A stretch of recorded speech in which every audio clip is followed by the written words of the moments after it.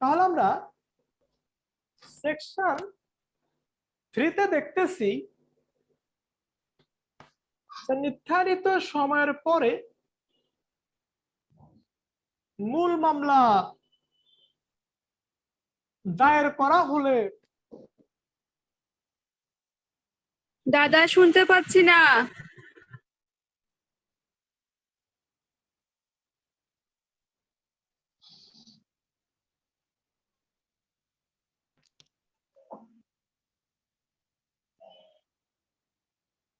ওকে, এখন কি শোনা যায়?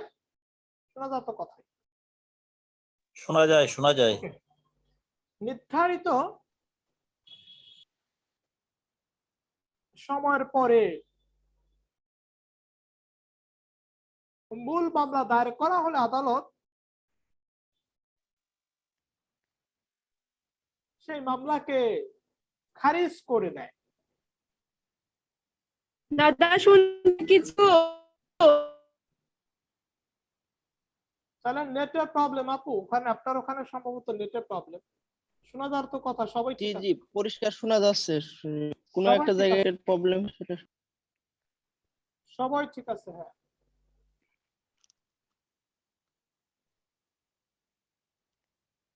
ক্লিয়ার শোনা যাচ্ছে, ক্লিয়ার শোনা যাচ্ছে, সমস্যা নেই। ওকে।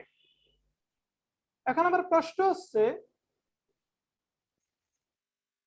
আপনি নির্ধারিত সময়ের পরেই মূল মামলা দায়ের করবেন, বাট আদালত খারিজ করবে না। নির্ধারিত সময়ের পর মূল মামলা দায়ের করা হলেও আদালত খারিজ করবে না। সেকশন 3 কিন্তু ভাই প্রিলি রিটেন ভাইবা প্রত্যেকটা স্টেজের জন্য সমানভাবে গুরুত্বপূর্ণ। সেকশন 3, এই ধারা 3 কিন্তু সমানভাবে গুরুত্বপূর্ণ, এই কারণে একটু বিস্তারিত আমরা দেখতেছি। আমরা একটা জায়গায় যাব, সেটা হচ্ছে দেওয়ানি কার্যবিধির সিপিসি আদেশ 7। সিপিসির আদেশ 7 বিধি 10 মানে অর্ডার 7 এর রুল 10। সিপিসির অর্ডার 7 রুল 10, সেখানে বলছে রিটার্ন অফ প্লেন্ট।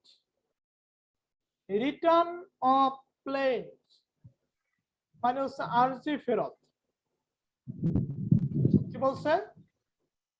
আরজি ফেরত বলছে। আরজি ফেরত বিষয়টা কি? আচ্ছা, বর্তমানে সহকারী জজ হচ্ছে 15 লক্ষ টাকা পর্যন্ত, মানে যদি বিষয়বস্তুর দাম যদি 15 লক্ষ টাকা পর্যন্ত হয়, সেই মামলা সহকারী জজ আদালত পরিচালনা করতে পারে। আর 25 লক্ষ টাকা পর্যন্ত হলে সিনিয়র সহকারী জজ আদালতের কাছে যায়।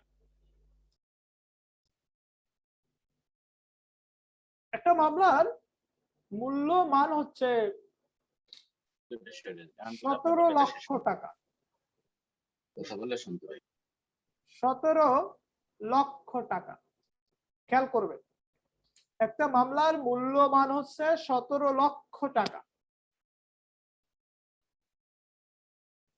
এখন এই 17 লক্ষ টাকার মূল্যমানের মামলা মানে একটা প্রপার্টির মূল্য যদি 17 লক্ষ টাকা হয়, সেই মামলাটা কার কাছে যাবে? যাবে হচ্ছে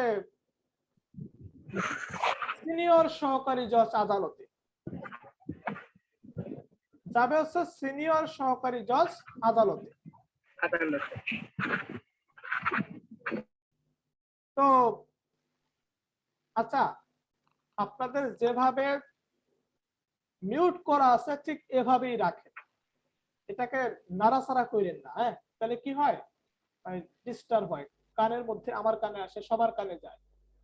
তো এই কারণে যখন কথা বলবেন ঠিক তখনই করবেন। হ্যাঁ, আর কথা বলার তো সুযোগ থাকবেই আমাদের। আমি একটু আলোচনাটা শেষ করি। তো 17 লক্ষ টাকার মূল্যমানের মামলাটা দায়ের করতে হবে কোথায়? সিনিয়র সহকারী জজ আদালতে। বাট আপনি কি করলেন, আপনি আর্জিটা দাখিল করলেন, আপনি আর্জি দাখিল করলেন হচ্ছে সহকারী জজ আদালতে, অ্যাসিস্ট্যান্ট জাজের কাছে আপনি আর্জিটা দাখিল করলেন মামলাটা শুরু করার জন্য। সহকারী জজ দেখলো যে এটা, এই মামলাটা পরিচালনা করার এখতিয়ার, যাকে আমরা বলি জুরিসডিকশন, সেটা নাই। তাহলে তার জুরিসডিকশন ছিল আপ টু 15 লাখ, 15 লক্ষ টাকা পর্যন্ত। বাট তার কাছে এখন যে মামলাটা আছে তার ভ্যালুয়েশন হচ্ছে 17 লক্ষ টাকা। এখন সে কি সেই মামলাটা পরিচালনা করতে পারবে? সে কি এম্পাওয়ার্ড? না, সে এম্পাওয়ার্ড না। সে মানে ক্ষমতা প্রাপ্ত না সেই মামলাটা পরিচালনা করার জন্য। সে তখন কি করবে? সে তখন বলবে, আচ্ছা মনে করেন, আমরা একটু খাতা লিখি, একটা মামলা দায়ের করার শেষ সময় ছিল 24শে আগস্ট। একটা মামলা দায়ের করার শেষ সময় ছিল 24শে আগস্ট। 17 লক্ষ টাকার মূল্যমানের মামলাটি, 17 লক্ষ টাকার মূল্যমানের মামলাটি 20 আগস্ট 20 আগস্ট দায়ের করা হলো সহকারী জজ আদালতে। 20 আগস্ট দায়ের করা হলো সহকারী জজ আদালতে।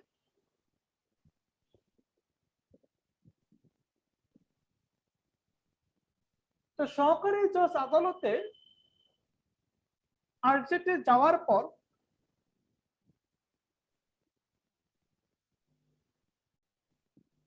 সহকারী জজ বলল সেই মামলাটি পরিচালনা করার জুরিসডিকশন বা এখতিয়ার আমার নাই।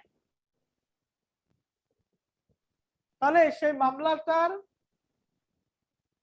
দায়ের করার সর্বশেষ সময় ছিল, সেই মামলাটা দায়ের করার সর্বশেষ সময় ছিল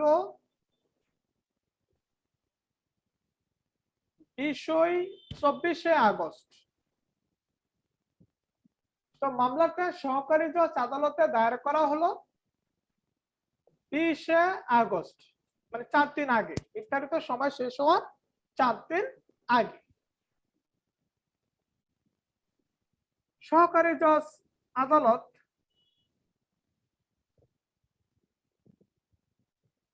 সেপ্টেম্বর মাসের 24 তারিখে বলল, খেয়াল করবেন, সহকারী জজ আদালত সেপ্টেম্বর মাসের 24 তারিখে বলল এই মামলা পরিচালনা করার এখতিয়ার বা ক্ষমতা আমরা যেটাকে বলি সেটা আমাদের নাই।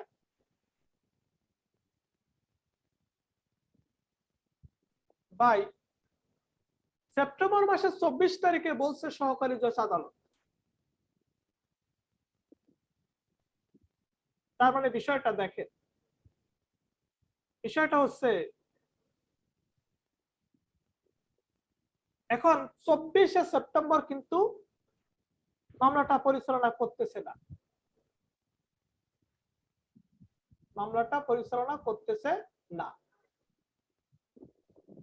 এখন দেখেন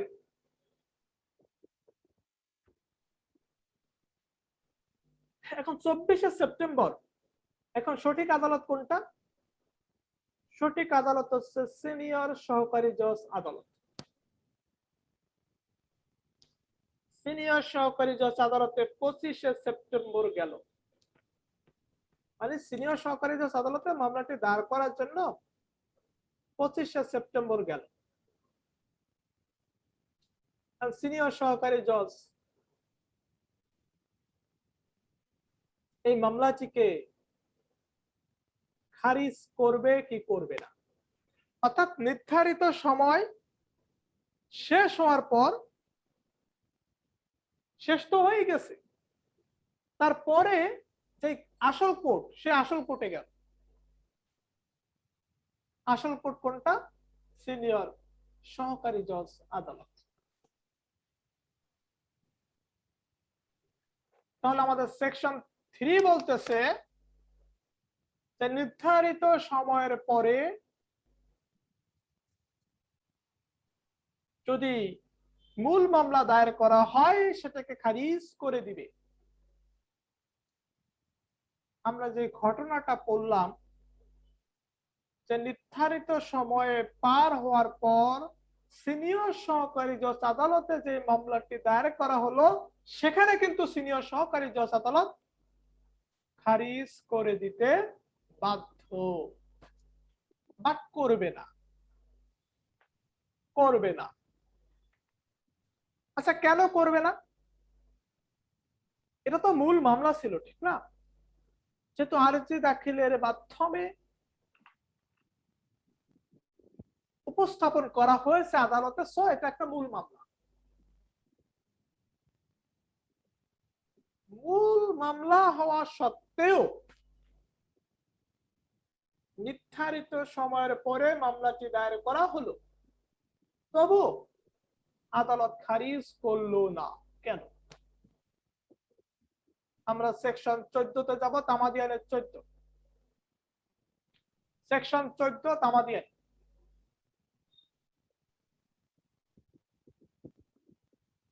সেকশন 3 আমরা দেখতেছি ঠিক উল্টো ভাবে দেখো। সেকশন 3 আমরা স্পষ্ট করে দেখতেছি যে নির্ধারিত সময়ের পরে মূল মামলা দায়ের করা হলে সেই মূল মামলাটিকে আদালত খারিজ করে দেয়। এখন আমরা দেখব নির্ধারিত সময়ের পরে মূল মামলা দায়ের করা হলেও আদালত খারিজ করতে পারে না। কেন পারে না? ধারা 14 তামাদিয়ায়।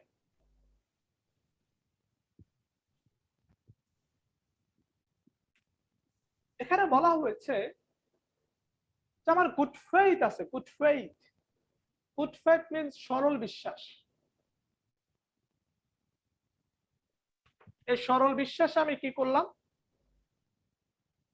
মানে আমার মধ্যে কোনো ক্রিমিনাল ফাংশনালিটি, ক্রিমিনাল মাইন্ড আমার মধ্যে নাই।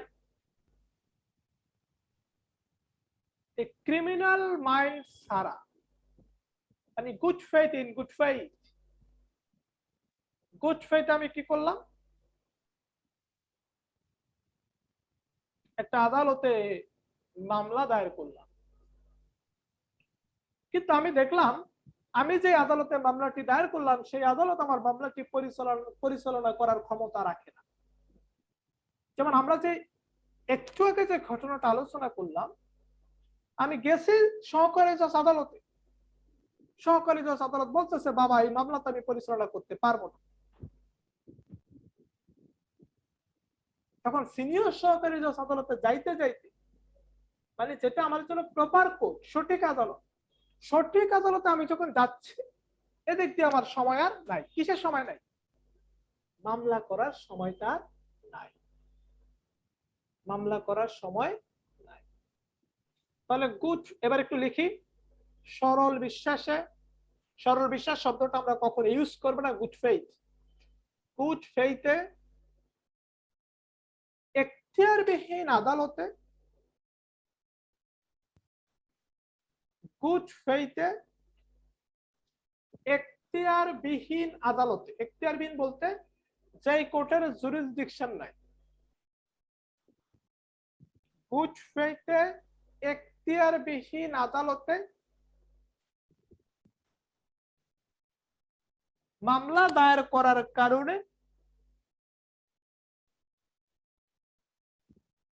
তামাদির মেয়াদ যদি শেষ হয়ে যায়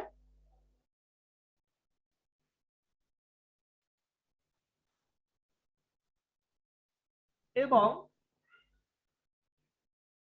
তামাদির মেয়াদ তথা নির্ধারিত সময়ের পরে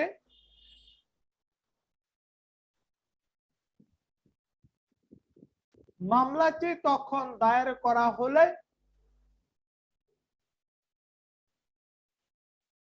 আদালত খারিজ করবে না। অর্থাৎ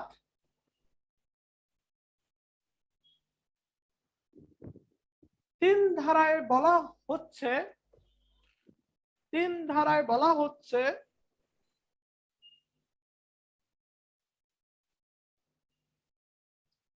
নির্ধারিত সময়ের পরে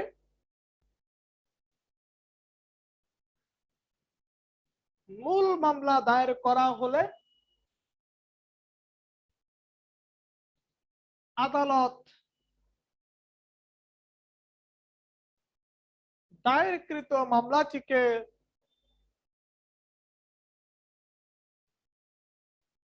খারিজ করে দিবে এবং অতিরিক্ত কোনো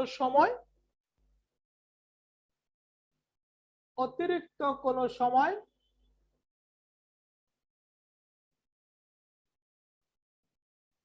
বৃদ্ধি করবে না। কিন্তু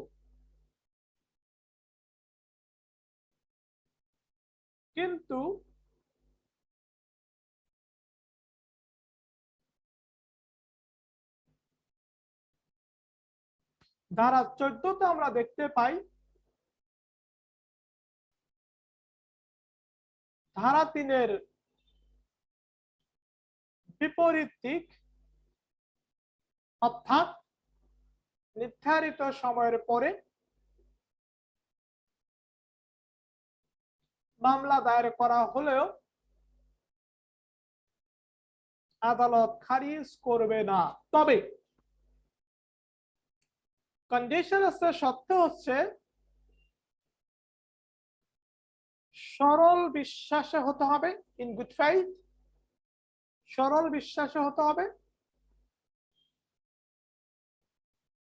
2 নাম্বার হচ্ছে হ্যাভিং নো জুরিসডিকশন, এখতিয়ারবিহীন আদালতে মূল মামলাটি দায়ের করতে হবে। অর্থাৎ দেখেন, এই যে সরল বিশ্বাসে এখতিয়ারবিহীন আদালতে মামলাটা দায়ের করার কারণে এখতিয়ারবিহীন আদালতে সরল বিশ্বাসে মামলাটি দায়ের করার কারণে যে সময়টা গ্যাপ হয়ে যায় সেই সময়টা কিন্তু আমার ব্যাক পাচ্ছে, ফেরত পাচ্ছে। এখানে বলছে না যে আপনার জন্য একটা মামলা দায়ের করার নির্ধারিত সময় হচ্ছে 1 ইয়ার,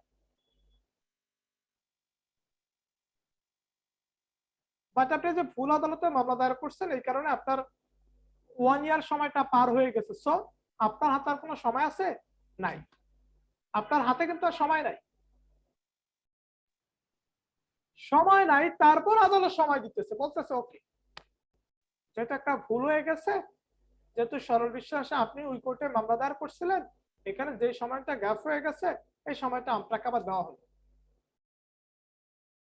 তাহলে সেকশন 3-এর আমরা বিপরীত অবস্থানে গিয়ে বলতে পারি যে সেকশন 3-এ যেই কথা বলা হয়েছে যে নির্ধারিত সময়ের পরে দায়েরকৃত মোকদ্দমা আদালত খারিজ করে দিতে বাধ্য। বা আমাদেরকে যদি এখন ব্যাখ্যা করতে বলে রিটেন প্রশ্নে, আমরা এমসিকিউ পড়তেছি, বা রিটেন প্রশ্ন যদি বলে যে নির্ধারিত সময়ের পরেও দায়েরকৃত মূল মামলা আদালত খারিজ করতে পারে না, চুক্তি দেখা। এবার আমরা সেকশন 3 আসি। যে প্রথমত এখানে কয়টা ক্ষেত্রের কথা বলা হয়েছে, সেকশন 3 কোন কোন জায়গাতে অ্যাপ্লাই হবে? 3টা জায়গাতে অ্যাপ্লাই হবে। মূল মামলা, আপিল আর হচ্ছে অ্যাপ্লিকেশন, 3টা ক্ষেত্রে অ্যাপ্লাই হবে। আচ্ছা আচ্ছা, যখন বলা হচ্ছে যে নির্ধারিত সময়ের পরে আপনি আর সময় পাবেন না, আচ্ছা আমি সময় পাবো না দেখেই তো আমার মামলাটা খারিজ করে দিতেছে, ঠিক না? আমার হাতে যদি সময় থাকতো, আমাকে যদি আইনে সময় দিত, লতে যদি আমাকে টাইম দিত, তাহলে তো আমার মামলাটা খারিজ করতো না। তাহলে বলছে ঠিক আছে, আপনি ফিক্স টাইমের পরে মামলাটা দায়ের করছেন, আপনাকে এই টাইমটা বাড়িয়ে দেওয়া হলো। আপনার টাইম তো বরাদ্দ 1 বছর, অগ্রকুরের জন্য আপনাকে সেখানে 1 মাস 20 দিন সময় দেওয়া হলো। যেটা আপনি 20 দিন পরে মামলাটা দায়ের করতে সমস্যা নেই, আসে মামলাটা পরিচালনা করে। এটা তো আর বলতেছে না, এটা তো আর বলতেছে না। মনে করে আমাদের ভুল হয়ে গেছে, আমরা মূল মামলার সেকশন 3-এর তিনটা বিষয় আছে, কিন্তু সেকশন 3-এর 3টা বিষয় আছে, একটা আপিল, আর হচ্ছে আবেদনপত্র, আর একটা হচ্ছে মূল মামলা। মূল মামলায় কিভাবে সময় বৃদ্ধি পায়, মূল মামলায় কিভাবে বিলম্ব মওকুফ হতে পারে। বিলম্ব মওকুফ জিনিসটা কি? কন্ডোনেশন অফ ডিলে, এটার মানে কি? এটার মানে হচ্ছে আমি লেট করছি, আদালতকে বলতেছি স্যার আমি লেট করছি, আমাকে এই সময়টা আপনি মাফ করে দেন, এই সময়টাকে মঞ্জুর করে দেন। আদালত বলছে ঠিক আছে, বাট আদালত সব জায়গাতে পারবে না। যখন বলা হচ্ছে নির্ধারিত সময়ের মধ্যে মামলা দায়ের করতে হবে, দ্যাট মিন্স আপনি মূল মামলার ক্ষেত্রে কন্ডোনেশন অফ ডিলে বা বিলম্ব মওকুফ অ্যাপ্লাই হবে না। সেকশন 3-এ যদি আমরা থাকি, তাহলে কন্ডোনেশন অফ ডিলে অ্যাপ্লাই হবে না, মানে বিলম্ব মওকুফ নীতি আমরা যেটাকে বলি সেটা অ্যাপ্লাই হবে না। বাট আমরা একটু আগে সিপিসির আদেশ 7, রুল 10 এবং তামাদিয়ানের 14 ধারা রেফার করে আমরা দেখলাম মূল মামলায় condonation of delay, condonation of delay, আমি একটু লিখে দেই,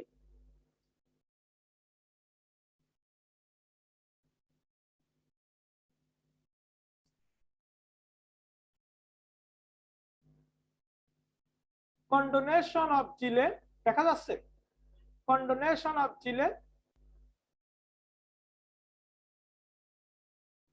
প্রযোজ্য হয়। এবং কিভাবে প্রযোজ্য হয় আমরা সেটা দেখছি যে কিভাবে প্রযোজ্য হয়।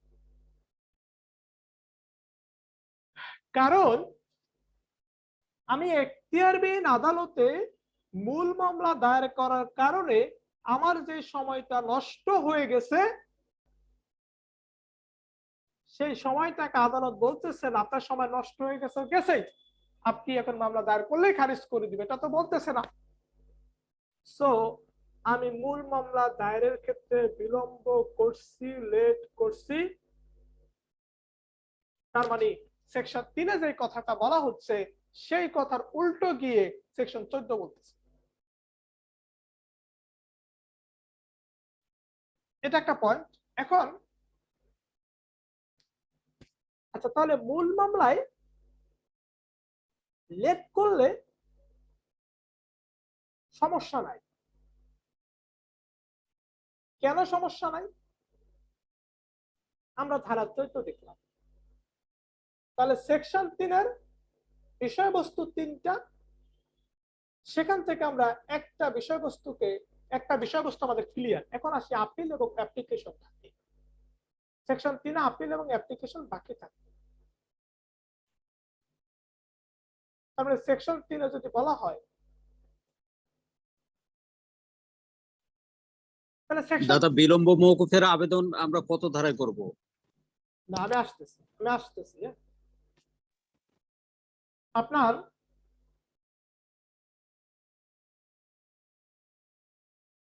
সেকশন 3-এ বলতেছি নির্ধারিত সময়ের পরে আপিল দায়ের করা হলে, নির্ধারিত সময়ের পরে আবেদনপত্র বা অ্যাপ্লিকেশন দায়ের করা হলে আদালত খারিজ করে দিবে। সাপোজ আপনার জেলা জজের কাছে একটা মামলায় আপিল দায়েরের সময়সীমা 30 দিন, সেখানে আপনি 35তম দিনে বা 31তম দিনে আপিলটা দায়ের করলেন, 31তম দিনে আপিলটা দায়ের করলেন, আপিলটা কি করে দিবে? খারিজ করে দিবে। আপনার একটা আবেদনপত্র দাখিল করার সময়সীমা হচ্ছে ধরেন 90 দিন, আপনি 91 দিন বা 95তম দিনে আপনি আপিলটা দায়ের করলেন, সরি আবেদনপত্রটা দায়ের করলেন, সেক্ষেত্রে সেকশন 3 বলতেছে খারিজ করে দিবে। বাট আমরা এখন দেখব যে আপিল এবং আবেদনপত্র, যেখানে সেকশন 3-এ বলা হচ্ছে নির্ধারিত সময়ের পরে আপিল এবং আবেদনপত্র দায়ের করা হলে আদালত খারিজ করে দিবে। এখন আমরা দেখব নির্ধারিত সময়ের পরে আপিল এবং আবেদনপত্র দাখিল করা হলেও আদালত খারিজ করবে না। খারিজ করবে না তার মানে হচ্ছে আদালত সময়টা বৃদ্ধি করে দিবে। সে সময় বৃদ্ধিটা আমরা দেখব সেকশন 5। সেকশন 5 ধারা 5, ধারা 5 একটা প্রিন্সিপাল অ্যাপ্লাই হয়েছে, এস্টাবলিশ হয়েছে। সেটা হচ্ছে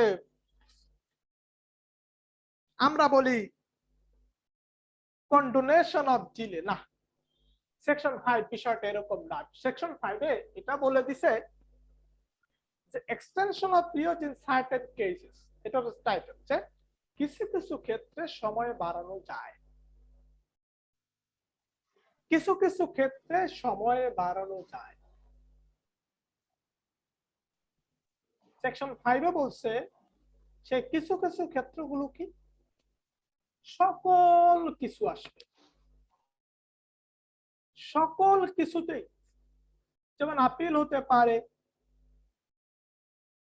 আপনার রিভিশন হতে পারে, রিভিউ হতে পারে, অ্যাপ্লিকেশন হতে পারে, বা এনি আদার অ্যাপ্লিকেশন, যে কোনো আবেদনপত্র হতে পারে। প্রত্যেকটা জায়গাতেই আপনি ডিলে করলেও, দেরি করা মিন্স আপনি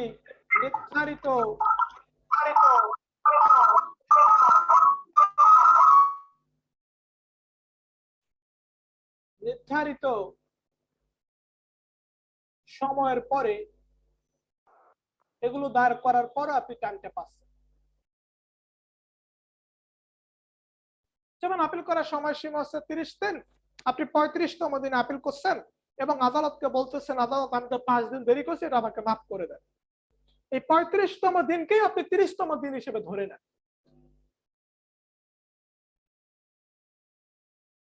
কিন্তু সেকশন 5-এ বলতেছে, সেকশন 5 অনুসারে আমরা অরিজিনাল মানে আমরা সুট যাকে বলি, মূল মামলা যাকে বলি, সেক্ষেত্রে আমরা কন্ডোনেশন অফ ডিলে পাবো না। সেক্ষেত্রে আমরা ডিলে ডিলে কন্ডোন করবে না, সেকশন 5 এর ডিলে কন্ডোন করবে না মূল মামলার ক্ষেত্রে, বাট মূল মামলার ক্ষেত্রে ডিলে কন্ডোন করবে সেকশন 14 এর আলোকে। এটা তো আমরা দেখলাম। আচ্ছা, তাহলে সেকশন 5 এ বলছে যে মূল মামলা ছাড়া অন্যান্য যে বিষয়গুলো আছে একটা মামলা ধাপে ধাপে যে আপিল রিভিশন বা কোনো দরখাস্ত, এই সমস্ত জায়গাতে কন্ডোনেশন অফ ডিলে প্রযোজ্য হবে। আচ্ছা, এখন প্রশ্ন জাগে না, আপনি আপিল দায়ের করার কথা 30তম দিনে, আপনি দায়ের করছেন 35তম দিনে, আদালতকে বললেন স্যার মাফ করে দেন, আদালত মাফ করে দিবে? এখানে আপনাকে সাফিসিয়েন্ট কজ, পর্যাপ্ত কারণ দেখাতে হবে। পর্যাপ্ত কারণ দেখালে আদালত সময়টা, যে সময়টা আপনি লেট করছেন, যে সময়টা আপনি বিলম্ব করছেন, সে সময়টা মাফ করে দিতে পারে। মাফ করবে কি করবে না, এটা আদালতের ডিসক্রিশনারি পাওয়ার বা বিবেচনামূলক ক্ষমতা। আদালত যদি মনে করে সাফিসিয়েন্ট কজেস আর পারফেক্ট, আপনি যথাযথ কারণ হিসেবে যেগুলো উল্লেখ করছেন এগুলো আদালতের কাছে যথাযথ মনে হলে আদালত এই আপিলের ক্ষেত্রে, রিভিশনের ক্ষেত্রে, রিভিউ অর্থাৎ সেকশন 5 এ যে 5টা বিষয়ের কথা বলছে এই সমস্ত জায়গায় আদালত সময় বৃদ্ধি করতে পারে। আচ্ছা, কন্ডোনেশন অফ ডিলের অপর নাম আমরা বলতে পারি সময় বৃদ্ধি করা। কন্ডোনেশন অফ ডিলে এটার অপর নাম আমরা বলতে পারি সময় বৃদ্ধি করা। সময় বৃদ্ধি করা বা সময় বাড়ানো। তাহলে এবার দেখেন সেকশন 3 এ বলতেছে আপিলের ক্ষেত্রে সময় বাড়বে না, বাট সেকশন 5 এ বলতেছে আপিলের ক্ষেত্রে সময় বাড়তে পারে যদি সময় বাড়ানোর মতো যথাযথ কারণ উপস্থাপন করা হয়। সেকশন 3 এ বলতেছে অ্যাপ্লিকেশনের ক্ষেত্রে সময় বাড়বে না, অ্যাপ্লিকেশনের ক্ষেত্রে সময় বাড়বে না, এটা বলতেছে সেকশন 3 এ। বাট আমরা দেখতেছি সেকশন 5 এ বলতেছে অ্যাপ্লিকেশনের ক্ষেত্রে সময় বাড়বে, সেকশন 3 এ বলতেছে আপিলের ক্ষেত্রে আর দরখাস্তের ক্ষেত্রে ডিলে মওকুফ হবে না, অর্থাৎ নির্ধারিত সময়ের পরে আপিল বা আবেদন দাখিল করা হলে সেটা খারিজ করে দিবে। আর সেকশন 5 বলতেছে না, সেকশন 5 বলতেছে না খারিজ করা হবে না। আপনি যদি আপনি যদি দেখাতে পারেন এই আপিলের ক্ষেত্রে সময়, আপিলের ক্ষেত্রে, আপিল করার ক্ষেত্রে বা আবেদন করার ক্ষেত্রে আপনি যে সময়টা দেরি করছেন, দেরি করার যথেষ্ট কারণ ছিল, এটা যদি আদালতকে আমরা প্রমাণ করতে পারি, আদালত সেই ক্ষেত্রে এই নির্ধারিত সময়ের পরে যে আপিল বা আবেদনপত্র বা আপিল বা আবেদনপত্র সেকশন 3 ধারাতে যে কথাগুলো বলছে সেক্ষেত্রে সময় বৃদ্ধি করতে পারে, বাট মূল মামলার ক্ষেত্রে না। মূল মামলার ক্ষেত্রে সাফিসিয়েন্ট কজ প্রযোজ্য নয়, মূল মামলার ক্ষেত্রে যথাযথ কারণ প্রযোজ্য নয়। মূল মামলার ক্ষেত্রে শুধু একটা কারণে প্রযোজ্য, সেটা হচ্ছে রিটার্ন অফ প্লেট, আরজি ফেরত। মূল মামলার ক্ষেত্রে একটা কারণেই প্রযোজ্য, সেটা হচ্ছে রিটার্ন অফ প্লেট, আরজি ফেরত, যেটা স্পষ্ট করে বলা আছে সিপিসির রুল, সিপিসির অর্ডার 7 রুল 10। আচ্ছা, সেকশন 3, 5, 14 আমরা পড়লাম। এখন আমি একটু জানতে চাই,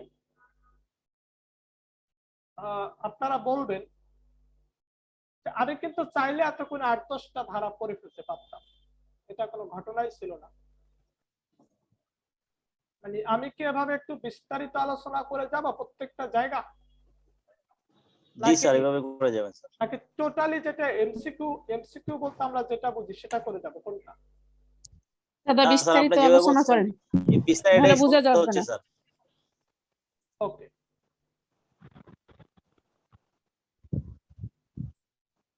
আমাদের হচ্ছে আবারও 1 মিনিট পরে কেটে যাবে, আমরা আবার যুক্ত হব। ওকে, তাহলে সেকশন 3, 5, 14 গেল। এবার আমাদের মাঝখানে আছে 4 ধারা। 4 ধারাতে বলছে ধরেন একটা মামলার দায়ের করার জন্য, ধরেন প্রিএমশন মামলায় অগ্রক্রয়ের মামলা দায়ের করার সময় হচ্ছে 1 বছর। আপনি পুরো 364 দিন আমরা ঘুমাইছি, 365তম দিনে গিয়া অগ্রক্রয়ের মামলাটা দায়ের করি। 365তম দিনে আমরা অগ্রক্রয়ের মামলাটা দায়ের করি। তো 364তম দিন ছিল ধরেন বৃহস্পতিবার। বৃহস্পতিবার মামলাটা দায়ের করি না, আমি এই যে মাথায় আমার আছে যে আমার জন্য তো 1 বছর সময় আছে মামলা করার।